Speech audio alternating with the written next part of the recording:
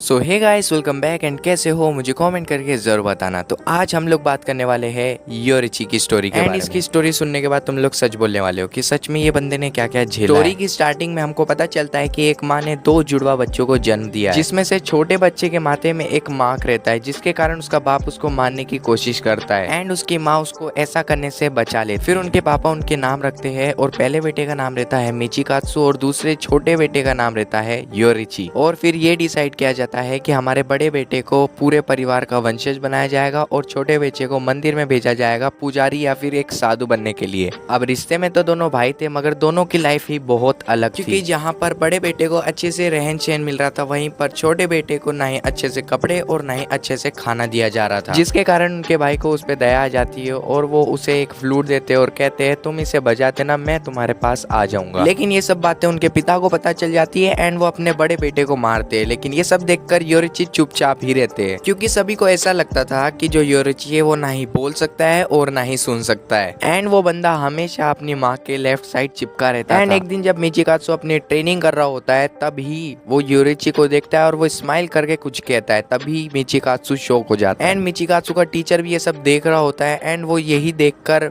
Yoriichi को एक तलवार दे देता है, एक प्रैक्टिस के लिए बाम्बू स्टिक दे देता है एंड कहता है कि तुम मेरे ऊपर। और फिर उसके बाद योरिची अपना अटैक करते हैं और उसके ऊपर कुछ ऐसे अटैक करते हैं कि वो बंदा वहीं पे बेहोश हो जाता है एंड उसके बाद योरिची को भी बहुत बुरा लगता है और फिर वो अपना स्वॉर्ड्समैन बनने का सपना भी पूरा तोड़ देता है। वहीं पे खड़ा हुआ मिचिकात्सु ये सब देखने के बाद शॉक्ड हो जाता है एंड वो योरिची से पूछता है कि तुमने ये सब कैसे किया। फिर योरिची कहता है कि हमें सामने वाले बंदे की बॉडी को देखकर, उसके मसल्स के मूवमेंट को देखकर अटैक करना चाहिए और उसके अटैक को देखना चाहिए। और ये सब बातें मिचिकात्सु के सर के ऊपर से निकल जाती है, क्योंकि इस तरीके से देखने के लिए हम लोगों को डीमन स्लेयर मार्क चाहिए, जो कि सिर्फ और सिर्फ योरिची के पास ही था। और फिर कुछ दिनों के बाद उनकी माँ की एक बीमारी के कारण मौत हो जाती है। ये सब होने के बाद वो घर छोड़ने का फैसला करते हैं और साथ में अपने भाई की बनी हुई एक फ्लूट भी ले जाते हैं, जो कि उन्हें गिफ्ट में दी थी। फिर मिचिकात्सु उनकी माँ की एक डायरी पढ़ता है, जिससे उनको ये पता चलता है कि योरिची घर छोड़कर इसलिए जा रहा है ताकि वो मंदिर का एक पुजारी ना बन सके। ये पता चलता है कि उसकी माँ की जो बीमारी थी उसके कारण उसके लेफ्ट साइड का पार्ट पूरा खराब हो गया था, इसीलिए योरिची हमेशा लेफ्ट साइड चिपका रहता था। एंड यही सब कारण के कारण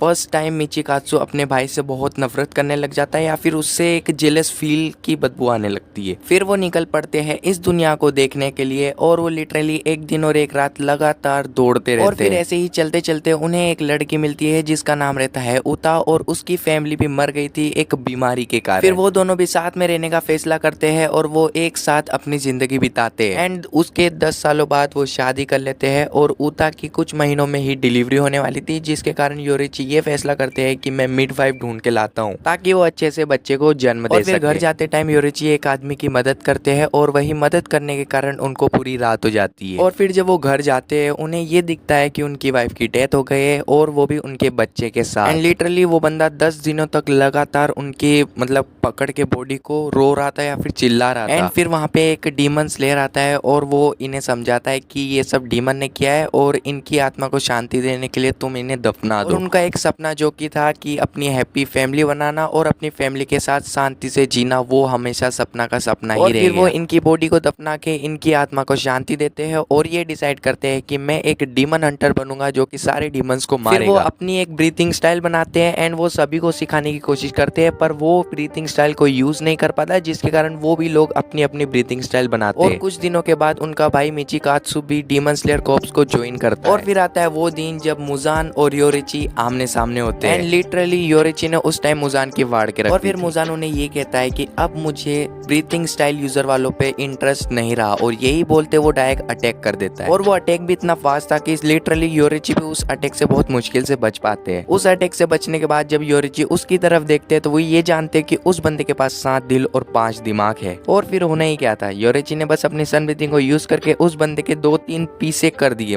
2-3 पीसों में उसको काट दिया। एंड वहीं पे भी वो बंदा भी शॉक हो गया, क्योंकि उसकी रीजनरेटिंग पावर भी नहीं काम कर रही थी और वो अपने कटे हुए हाथों से अपनी गर्दन को संभाल के रख रहा था, मतलब होल्ड करके रख रहा था। फिर उसकी तरफ देखकर योरिची उनसे एक ही सवाल पूछते कि क्या तुम्हें पता भी है कि जिंदगी क्या है। और मुजान भी उस टाइम कुछ नहीं कह रहा था, बस अपनी लाल आंखों से और गुस्से से भरा हुआ चेहरे से बस योरिची की तरफ देख रहा था। और फिर मुजान अपनी बॉडी को ब्लास्ट कर देता है और अपने छोटे छोटे पीसेस कर देता है, जो कि रहते हैं 1800, और 1800 में से 1500 पीसेस योरिची काट देते हैं। लेकिन कुछ पीसेस बचने के कारण वो अपनी ब्रेन को बना सकता था और वो वहां से एस्केप हो जाता है। और वहीं पर खड़ी हुई एक डीमन लड़की बहुत जोर से चिल्ला देती है और उसका नाम ले देती है, पर वो नहीं मरती, यानी कि वो बंदी मुजान की पावर से एस्केप हो चुकी थी। और फिर वो डीमन लड़की योरिची को सब कुछ बताती है और ये कहती है कि जब तक तुम मर नहीं जाते, जब तक मुजान किसी भी घर से या फिर जहाँ छुपा है वहां से बाहर नहीं निकलेगा। फिर योरिची उस डीमन को नहीं मारता है एंड कहता है कि आने वाले टाइम में तुम मेरी हेल्प करना मुजान को मारने के लिए। और वो लड़की अपना नाम तमायो बताती है। एंड फिर उसे ये पता चलता है कि उसका भाई भी एक डीमन में बदल चुका है और उसने मुजान को छोड़ा था, तमाया को छोड़ा था और उसका भाई भी डीमन में बदल गया था। तो लोग उसे इसी कारण के लिए क्रिटिसाइज करने लग गए या फिर उसे बहुत ही ताना मारने लग गए। एंड फिर जो डीमन स्लेयर कॉप के जो हेड थे, मतलब जो 16 साल का बच्चा था वही हेड था, वो डिसाइड करता है कि हमें इस बंदे को निकालना चाहिए। और ये सब होने के बाद वो वापस वहीं घर जाते हैं जहाँ वो अपनी वाइफ के साथ रहते थे, पर वहां पर कोई और रहने लग गया था और वो थी हमारी तांजीरो की फैमिली। एंड वो उनके पूर्वजों को अपनी पूरी कहानी सुनाते हैं एंड साथ में अपना सन ब्रीथिंग का कुछ स्टाइल भी सिखाते हैं, जो कि वो अपनी आने वाली पीढ़ी को भी सिखाते हैं। एंड इसका नाम दिया जाता है फायर ऑफ गॉड। एंड तुमको सच बताऊं तो ये जो डांस है, यही डांस है सन ब्रीथिंग का फर्स्ट फॉर्म, जो कि योरिची ने उन्हें सिखाया था। एंड वो वहां से एक मीठी सी स्माइल देकर चल पड़ते हैं। सो वेल गाइस, यही स्टोरी थी योरिची की। एंड अगर तुम लोगों को और भी लोगों की ऐसी स्टोरी चाहिए तो मुझे कमेंट करके जरूर बताना, और किस पे चाहिए ये भी बता देना यार।